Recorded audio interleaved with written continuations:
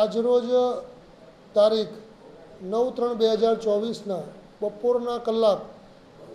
1:20 વાગે control room તરફથી સારોડી police station તથા અન્ય ઉચ્ચ અધિકારીઓને માહિતી મળેલી કે કોલર નામે સંગ્રામ માલાભાઈ ભરવાડ જેઓનાઓ ઉપર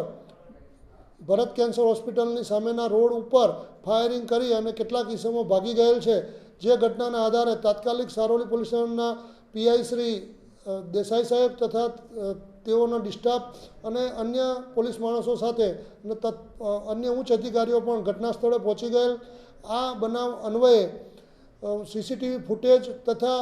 કોલરનો સંપર્ક કરી શું ઘટના બનેલ છે તે બાબતની તપાસ તજવીજ હાલ ચાલુ છે અને આ ઘટનાને ગંભીરતાથી લઈ in charge police commissioner Shri Wabang જમીન સાહેબ નાઓએ ક્રાઇમ બ્રાન્ચને પણ સૂચના આપતા ક્રાઇમ બ્રાન્ચમાં પોતાની અલગ અલગ ટીમો બનાવી ઘટનામાં સંડોવાયેલ આરોપીઓને પકડવાની તજવીજ ચાલુ છે।